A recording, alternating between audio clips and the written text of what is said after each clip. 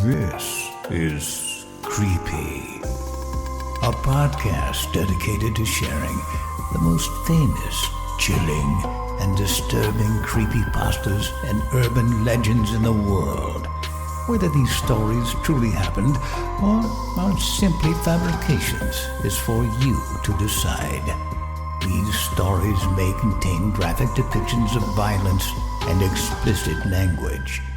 Listener discretion is advised.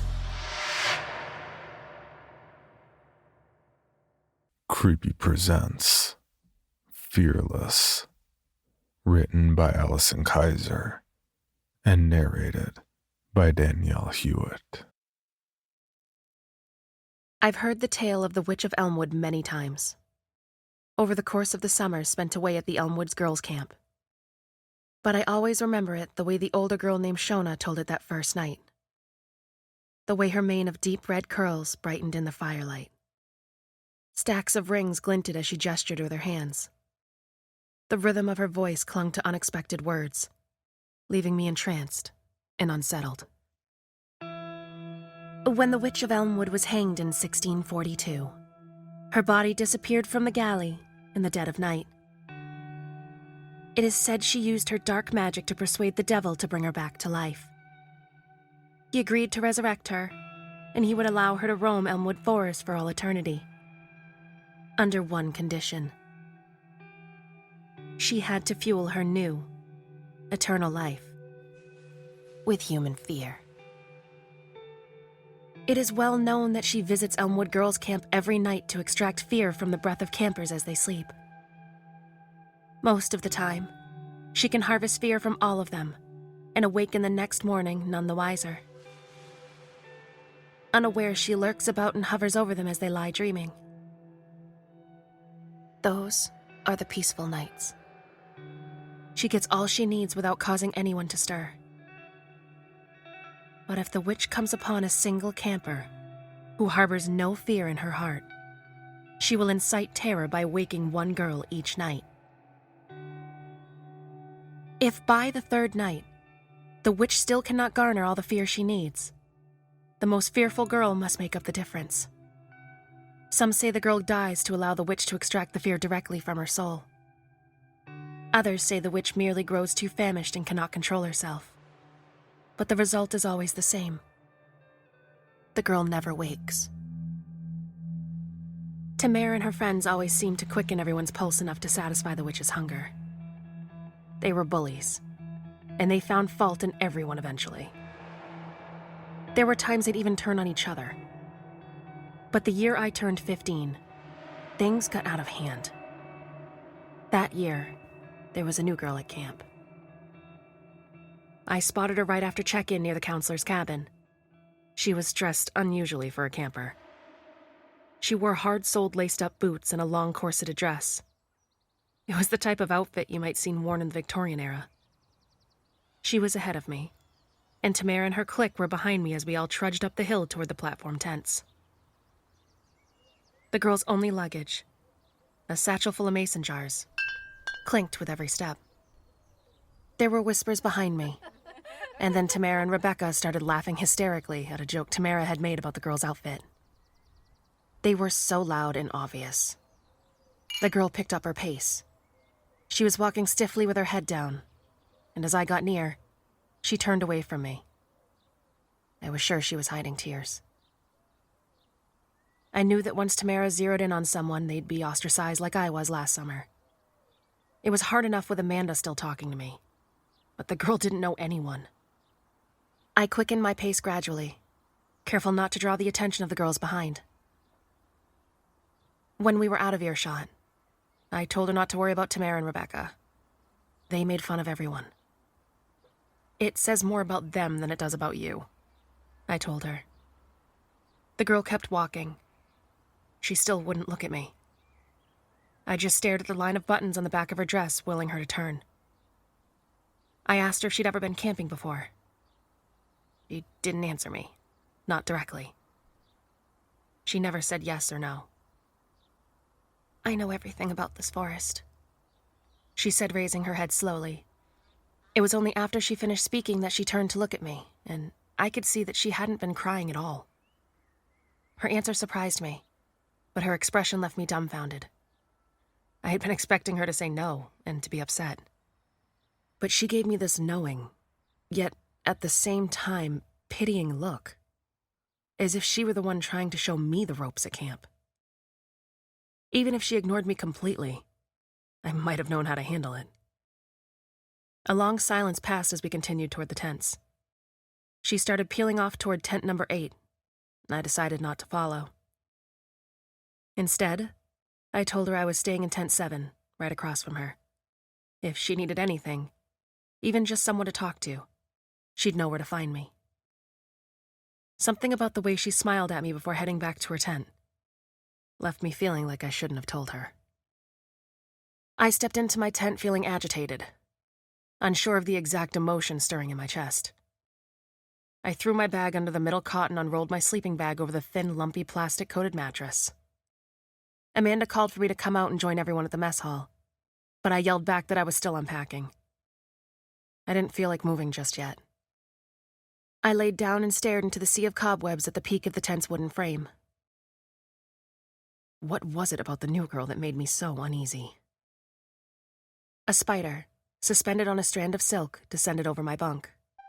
Its silhouette was unmistakable. A widow. I closed my eyes. I'm saving everyone, I told myself as I felt its spindly legs against my face. I forced myself to lie still. I itched to smack it away, check its back for the distinctive red mark, to make sure it wouldn't get away and bite someone. But I wanted to milk it for every rapid heartbeat I get out of it. I could feel it now, my pulse pounding in my throat. I imagined her, the widow, tasting the salty sheen on my brow. Only then I was struck with the answer to my own question. The new girl wasn't afraid of Tamara. Amanda burst through the tent flap just then. She walked over muttering something about me always falling asleep everywhere. But when she got closer and looked at my face, she screamed. She started pacing a tight circle back and forth, arms flailing. I could tell she was looking for something to smack it with. Thank God she couldn't find anything in her frazzled state. I sat up and put my hand out to calm her. I lifted my other hand to my face and placed it just beside where I felt the spider's legs tickling. Slowly, steadily, I moved my hand away from my face. As I moved the spider away from my eyes, it came into focus. It looked like 2 red triangles from that angle. My hand trembled and I wondered if trembling would startle it. If it would startle Amanda. What if she did something stupid and whacked it? What if she whacked it not good enough to kill it, just enough to get it ready to defend itself? What then? I locked eyes with Amanda and gave her arm a quick squeeze where I was still holding it. I shook my head as if to say, "Don't worry about this. Don't you move." And I flicked my hand as hard as I could toward the ground. Amanda screamed and jumped back as I searched the floor. I spotted it and tracked it as it moved along the floorboards. When I was sure I had centered myself over it, I brought my boot down over it.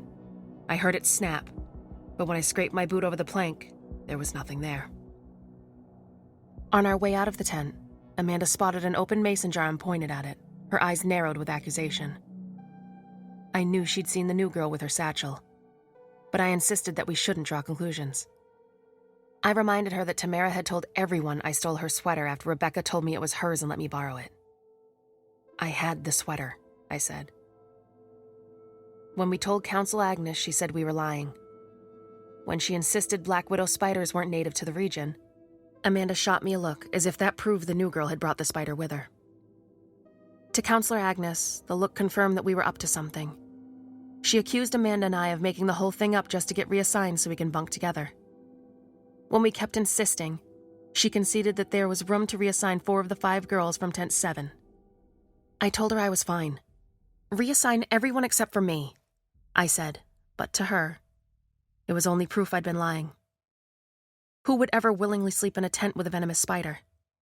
In her mind, I was just being clever and trying to convince her that reassignment hadn't been my goal all along. It was by chance I found out the new girl couldn't swim. I learned that fact before I even learned her name. I saw her on the way back from the mess hall after lunch. "We're all going to the lake," I said. She was sitting on the wood plank steps of her deck tent, whittling a twig. She stared at me and kept whittling as if her hands were guided by someone else. The intensity of her stare made me want to look away. That's when I felt my pulse quicken, but I kept our eyes locked. "You want to join?" I asked her. "I've got an extra suit if you need one." "I don't do water," she said. Her eyes bore into mine and kept whittling. I wanted to see what she was doing with her hands, but I couldn't allow myself to look away. I tried to keep my tone even, to be as calm and friendly as ever when I insisted again. I swear it looked like some fuse had lit within her and carried a spark to her eyes. Her pupils retracted and the irises around them seemed to swirl a lighter shade of blue. Her gaze didn't falter as she snapped the knife shut. The movement was sudden. I couldn't help but jump. That's when I caught sight of the stick she'd been whittling. It was carved into the shape of a snake.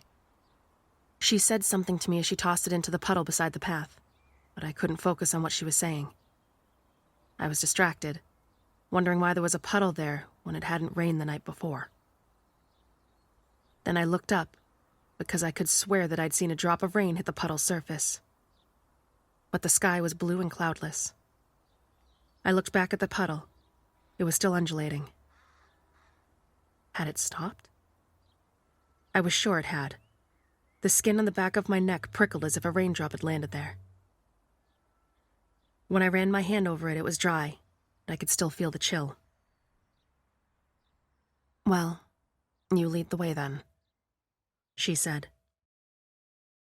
I was still in a daze, and I startled when she slapped me on the back and said, "What? You're acting like you didn't just invite me." The walk down to the lake was awkward at best.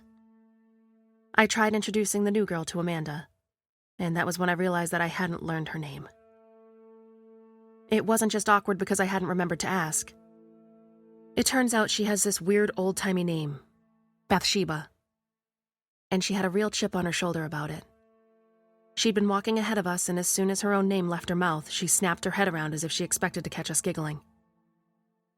Amanda tried to say something nice about it, but it felt like a reach. A few times I caught Amanda pleading with her eyes for me to end our little group hike. To take care of Bathsheba, like I'd taken care of the spider. Sure, Bathsheba made me uncomfortable too. But could I just leave her flat now? Everyone would pick on her like they picked on me. When we got to the lake, Bathsheba sat down on the man-made bench and announced again that she doesn't do water. The train of her dress was already crusted with muddy sand. I looked back at her a few times as we swam. Mostly she just stared at Tamara, but occasionally, I would see her hunched over looking down as she dragged a stick through the sand. Rebecca swam by and saw me watching Bathsheba. She told me she was drawing weird symbols, and that I should keep away from her because she was probably putting some sort of curse on everyone. I figured that Amanda had told her about the spider.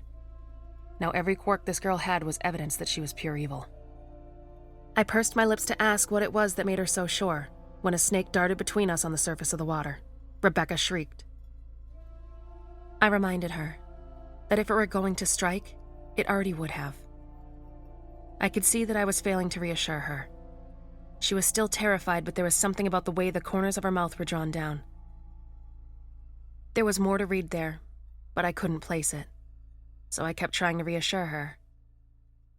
By the time I'd finished explaining that the snake wouldn't bother us since we weren't fish or tadpoles, I'd placed it. She told me I was making excuses for Bathsheba. My mind started to race. I thought back to the carving, the way the water seemed to ripple again after it was still. Was that really what I'd seen? Had Amanda seen it too? Had she already told Rebecca? "It wouldn't strike," I said. "Not unless we bothered it. If she's a witch who's out to get us, why summon something harmless?" I gave myself a break from treading and tried to float, but I couldn't keep calm enough.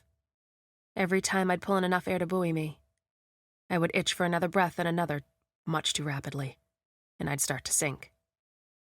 I felt lost out there alone on the water. wondering what Bathsheba was up to. Wondering if I was doing the right thing by trying to include her.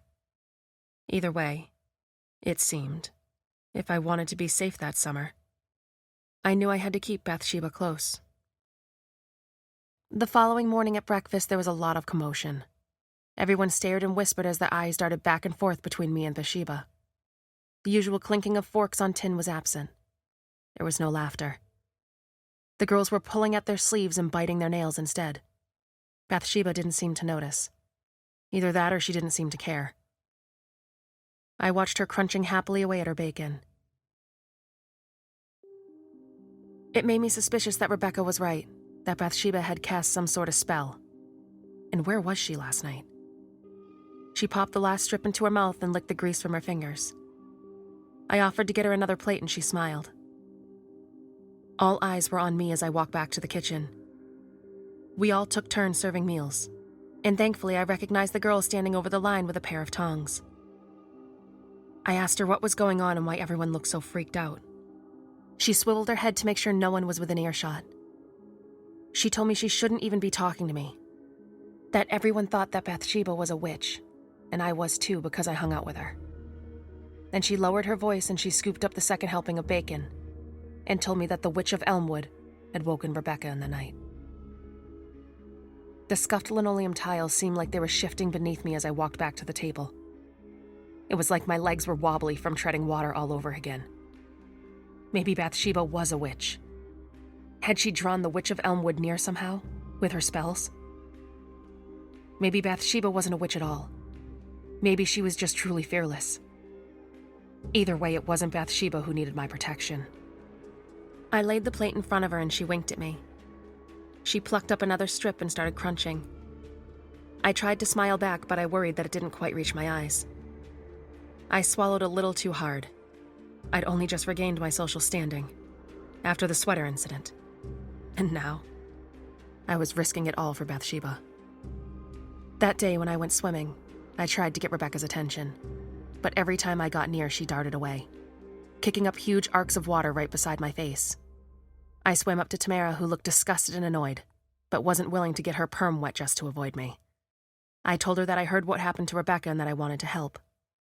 I was in good with Bathsheba, and I was the only person they needed to keep her from hurting anyone, intentionally or unintentionally. She laughed and I felt like the water of the lake was rising around me. She didn't believe that anything Bathsheba was doing was unintentional, but I kept on arguing the point. I'll find out what she's afraid of, and we'll use it to give her a good scare. Then we'll all be safe. Tamara rolled her eyes and sighed. Then she shot me a look that said, "You get one chance, and if this doesn't work, safety won't be on the table for Bathsheba." And she swam away. I glanced at Bathsheba from the corner of my eye. She had summoned the witch somehow, whether by a curse or lack of fear. And I had to think of something fast. After lights out, when Tamara snuck into my tent with her electric lantern, I had to tell her I had nothing, that I'd been spending all the time I could swimming in the lake to avoid Bathsheba. "She doesn't know how to swim, does she?" Tamara said. Her smile looked sinister with the beams of the lantern shining up from beneath her. "We know the Witch of Elmwood is after us, and we don't know why. We know it has something to do with Bathsheba. I say she's a witch, but you say you're not sure." She stared at me right between the eyes. I could tell she wasn't inviting me to speak. She just wanted to see me squirm through her retracted paws. "What we need is a trial, like in the olden days. They used to throw the woman suspected of witchcraft into the water. If they drowned, they were innocent. If they floated, it proved they were guilty and they were hanged. Don't worry, I won't let her drown if she's innocent. But it might save you if we give her a little scare. It'll be up to you. She trusts you. We'll need you to lure her close to the water. Have her at the lake tomorrow morning by 11. After the lifeguard calls us out for lunch, they'll leave their posts. I'll have everyone go out onto the dock and we'll pretend we're seeing something in the water. Think about something she'd like to see. It's your job to get her out there, convince her to look. We'll take care of the rest." she said, and she left. I never even agreed. It was like Tamara had decided for me. I was going to trick Bathsheba into almost drowning. I lay awake that night, staring into the canopy of the moldering deck tent, wondering, what have I done? What if she floats? What if she's a witch and she knows that I conspired against her, betrayed her trust? What fate would be in store for me? And if she sank, could I really trust that everyone would pull her up in time? Would we be guilty of murder if we didn't? I wrung the edges of my sleeping bag till it grew damp in my clammy palms. That was the night the Witch of Elmwood came to visit me. The tent was so dark, I couldn't see one cot over to the girl next to me. But I could just make out a faint sliver of moonlight along the seam of the tent flap. It must have been the tapping that woke me, outside of the tent, like long nails drumming over the canvas. Then a few taps on the toggle of the zipper. My heart started racing in my ears. My mouth went dry. The flap parted. At first, it was just an inch. Then 2. Then 3. The sound of the zipper peeling down was impossibly slow. Each tooth of it parting made a distinct sound, separate from the last, and each one felt like it had been the only thing holding my guts in place. With each pop, my stomach came closer to spilling out of me. A dark shape crowded in the slit of light. When the tapping started again, I was sure it was a hand. A hand with long fingernails wrapping on the inside of the flap. There was a rustling, and then the sound of a zipper tearing to the floor. The figure loomed, backlit in the silvery light of the moon. It's just one of the other girls, I told myself, and I tried to turn my head, to scan the other cots and see who might be missing. But I couldn't move. A hard-soled boot clapped against the planks of the deck. There was a creak, and then the boot clapped again. The figure loomed closer with each step. I tried to scream, but I could barely breathe, and I still couldn't move. Then, I felt weight pressing at the foot of my cot on either side of my ankles. Slowly, the weight shifted to one side, then the other, and my whole body was flush with chills as I realized the figure was climbing on top of me. The flap of the tent blew open in the breeze for just a moment, and I could see her face. It was covered in boils. It looked bluish and pale in the dim light, like something dead. All around her face, what I thought had been a hood or a robe was now revealed to be a mat of tangled hair. There was a strange smell to her, like camphor and swamp mud. The more I tried to hold my breath, the faster it came, and all the while she was crawling over me, up my body. She sat on my chest. I struggled to breathe as she threw her head back and laughed. I could smell her sulfurous breath. That's when she started to strangle me. Her hands were ice cold against the blood pooling in my face. My vision started to go dark. It was like looking down a tunnel. Then suddenly, I could move and she was gone. I sat up in my cot, gasping for breath. It was dark in the tent. The zipper on the flap was zipped as if it had never been opened. I couldn't sleep after that. I just kept wondering how I could have been more afraid than Rebecca was. If she'd gone through a visit like that the night before. It didn't seem possible. Had she experienced what I'd just been through? Or did it get worse night after night? The only thing I was certain of was if something didn't change, someone would be dead by the following morning. At breakfast, spirits were high again. Melodious banter filled the room, along with the merry clinking of cutlery on tin. Everyone else's lightheartedness only served to underscore the weight of my own fear. Bathsheba didn't seem herself either. She was quiet and wasn't eating. I grew more paranoid as more time passed, and Bathsheba didn't say anything. Did she know we were up to something? Did she suspect that I was in on it?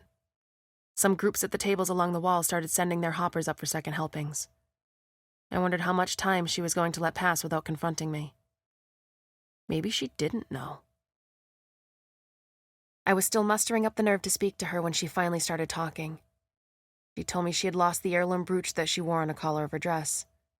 She explained to me that it was a talisman that she used to ward off evil.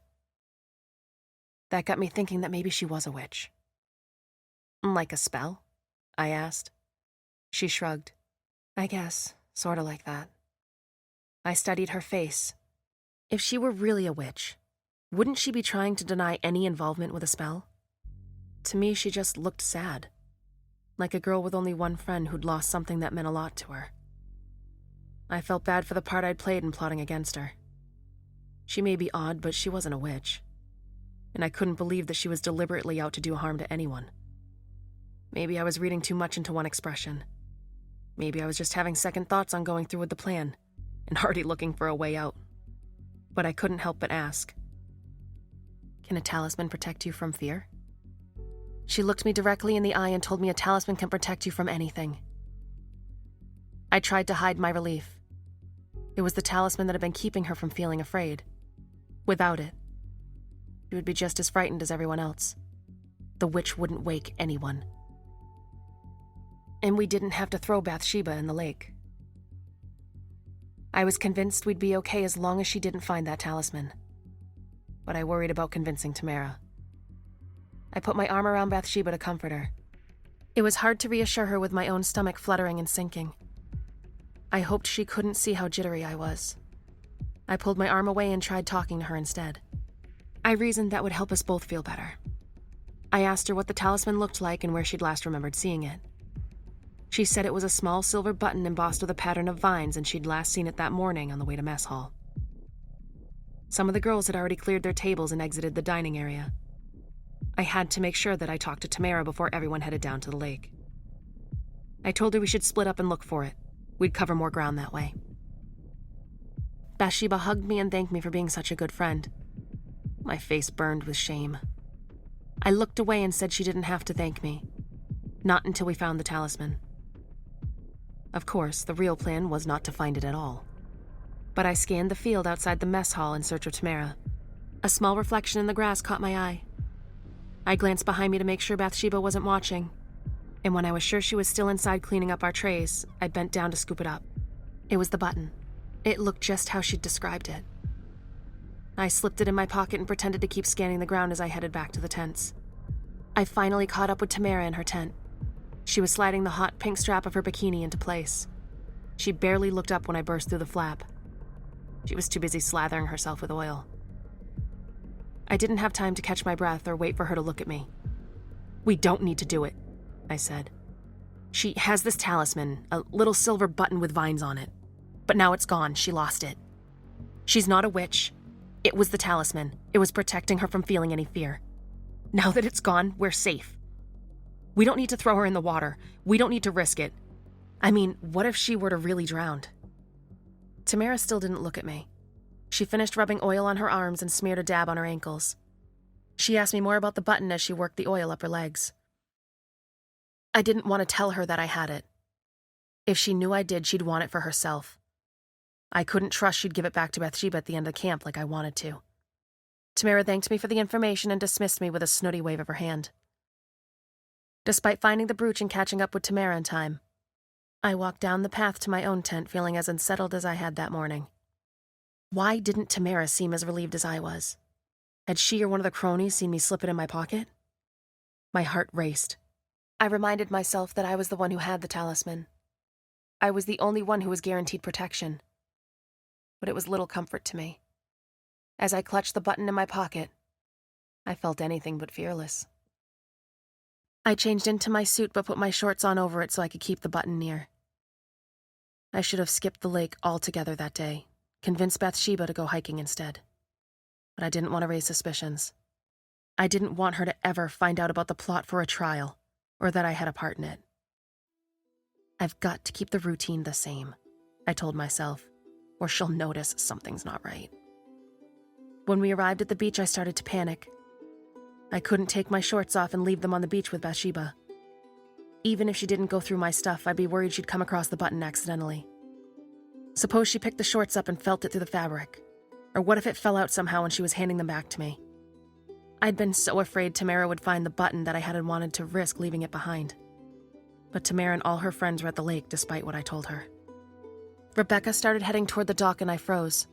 My breath caught in my throat and it was hard to swallow. Bathsheba asked me what was wrong. Wasn't I going in the water? I was trying to think of an excuse, but I couldn't even speak. All I could do was watch Rebecca walking toward the end of the dock. Tamara was getting up from her towel in the sand. She made a show of winking to the lifeguards on her way to the dock. I couldn't let Bathsheba fall into their trap. I couldn't lie to her anymore. Just as I was about to tell her everything, there was a splash, followed by a fit of laughter. Rebecca had dived into the water and now the girls were taking turns running up the dock and diving as well. I convinced myself that everything was fine. They weren't going to gang up on Bathsheba. Why would they? As far as they knew, the talisman was missing. No one was in danger. All I had to do was keep it from Bathsheba until the end of camp and everyone would be safe. I told Bathsheba I didn't really want to swim. I couldn't enjoy myself when she was so upset. I suggested staying on the shore to help her comb the beach for the button. She argued with me, reminding me she hadn't lost it on the beach. A cool silence followed. That was when the lifeguards called everyone out of the water. The girls started wrapping their hair in towels and packing up their beach bags, and the lifeguards went back to the boathouse to punch their time cards. Tamara made her move as soon as they were out of sight. She strutted toward Bathsheba and dipped her hand into the pocket of her cut-off shorts. She balled her hands as if she'd scooped a small object into it. "I found this little silver button with vines on it," she said. "It's old and musty looking. It seems like something you might wear. Is it yours?"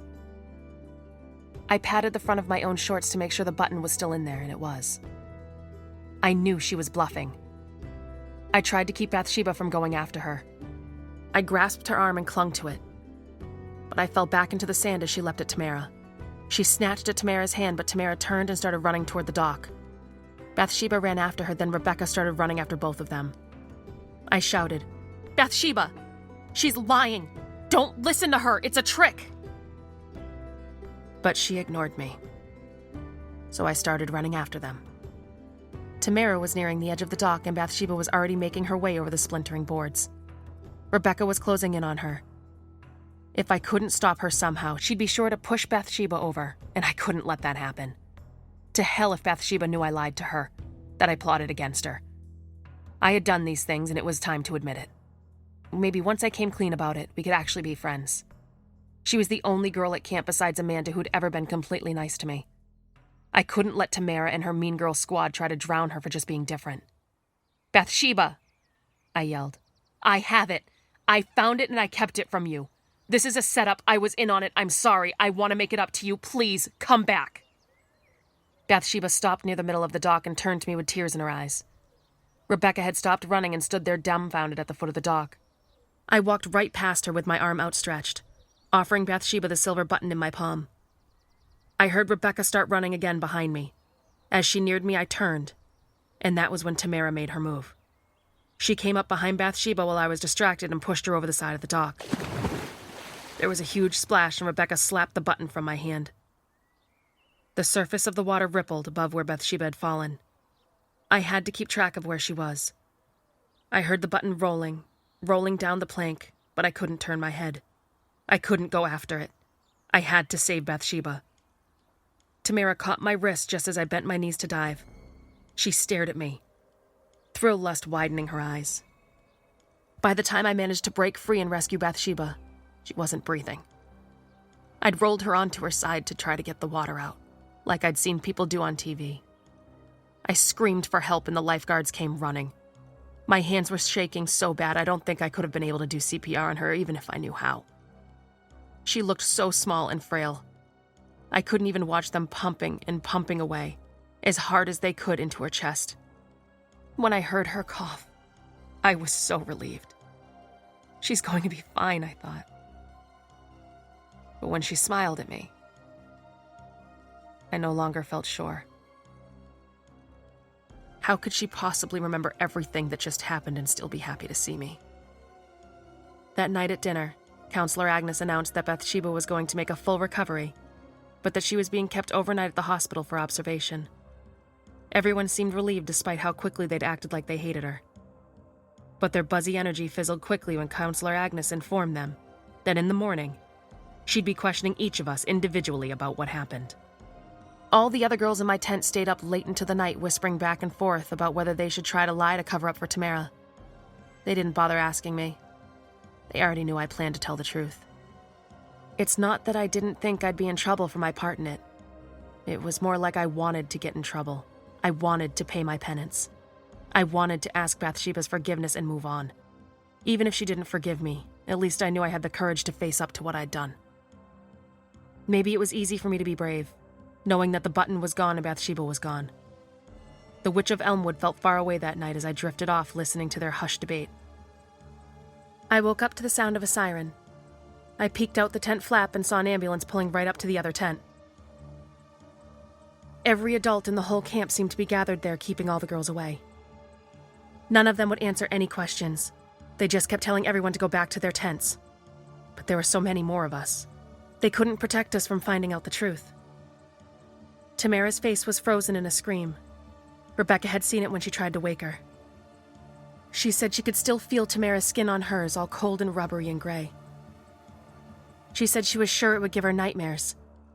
And then she started asking everyone if they knew what happened on the 4th night. She gets her fill on the 3rd night, right? So the witch wouldn't need to come back for a while after that, right? All morning, I wondered how it could have happened. With Bathsheba gone and the talisman gone, why had the Witch of Elmwood still come and taken one of us in our sleep? And why take Tamara, the meanest and most popular of us all?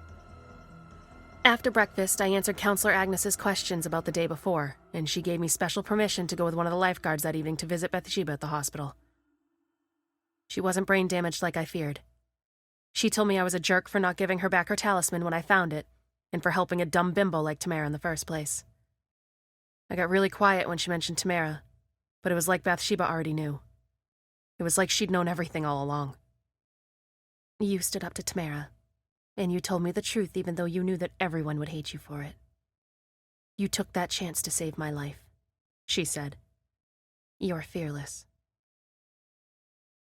And I had to believe that she was right, but I didn't respond. I just cleared my throat and placed her satchel on the bed tray.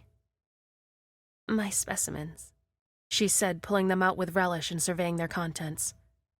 In each was a different type of spider. I hadn't peeked in her bag, but my eyes must have widened as the contents were revealed. Well, they're my dad's specimens, she added sheepishly.